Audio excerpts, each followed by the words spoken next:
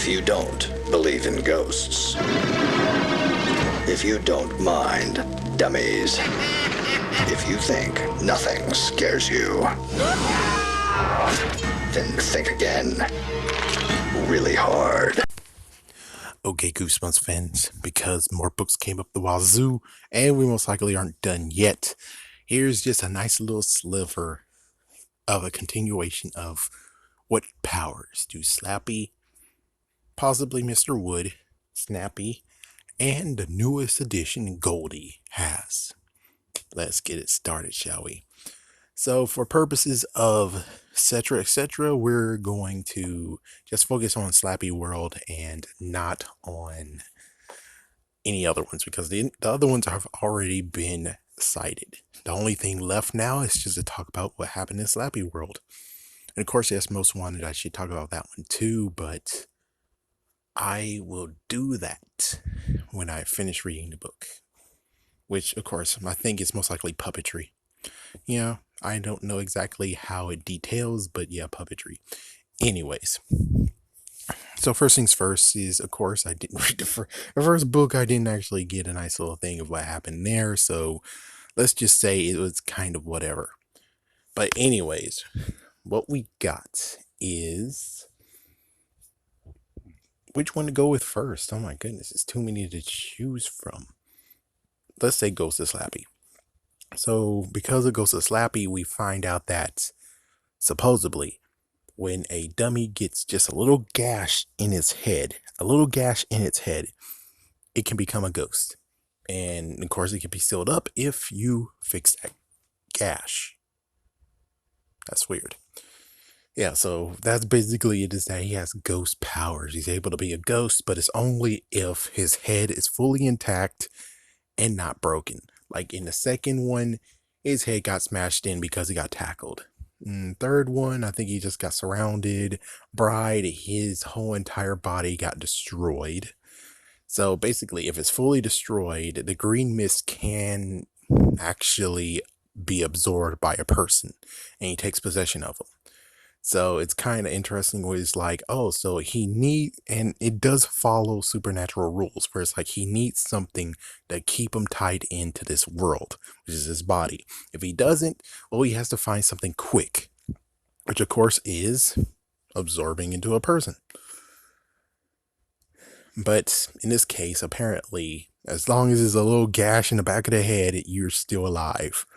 Let's see, in Snappy versus Snappy Slappy, apparently they have super strength. I mean, of course, we always been known about that. It's the fact that he is stronger than he looks. He's able, with two people, able to lift one person up. Wow. It's like, yeah, able to lift one person up. And, well, side note is that this is just for Slappy, but it got supremely retconned. It doesn't mention anymore, but technically after Revenge of the Living Dummy, he actually should have a recording device and an output inside of him. So that means that if he actually is able to go to a computer and type, he's able to actually take people's voices and play them. So it's like he could actually, and I was hoping that maybe in future ones he does do that, but he doesn't, which is kind of a sad thing of where it's like technology. Yes, technological advances, but nope, never mind that. So that's all for Snappy and Slappy. There's really no powers happen here, just the fact that it shows that he was unchained. So we get into Dummy versus Mummy. I know I'm jumping around, but Dummy versus Mummy, he has lots of powers. Wow, he just got lots of powers out of nowhere. He's able to now have laser vision. He's able to actually use heat beam eyes. I don't know how. He just got it now. He's able to melt amber.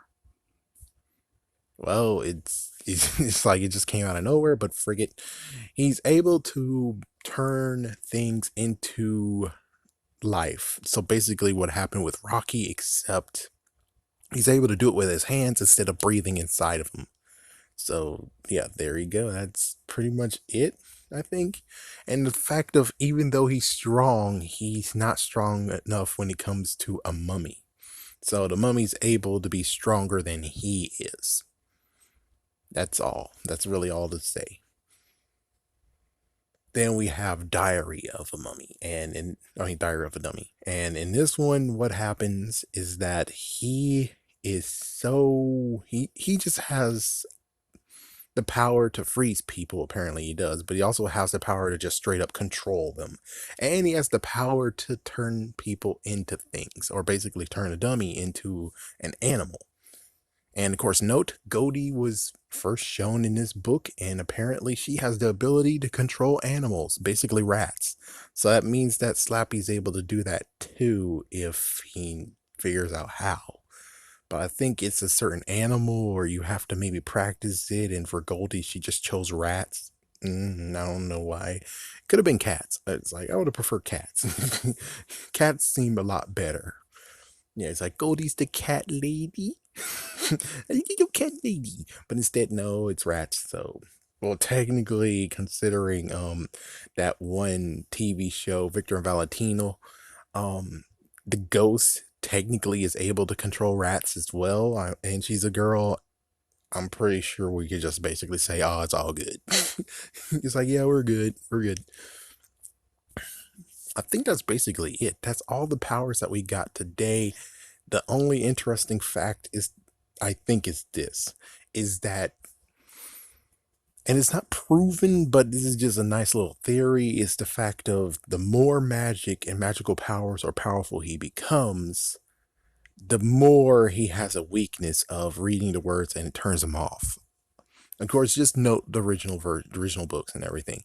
In the second book, there wasn't an attempt to do it, but in the third book, there was an attempt to do it and he had no effect. But then all of a sudden, in the fourth book, it does affect him. So I'm pretty sure he might have done magical stuff, like in the crowd and everything. And because he heightened his magic, well, lo and behold, he actually caused himself to have a weakness, which is the magical words turn him off. Oh, and note, apparently dummies are able to actually drive cars if they want to. Who knew?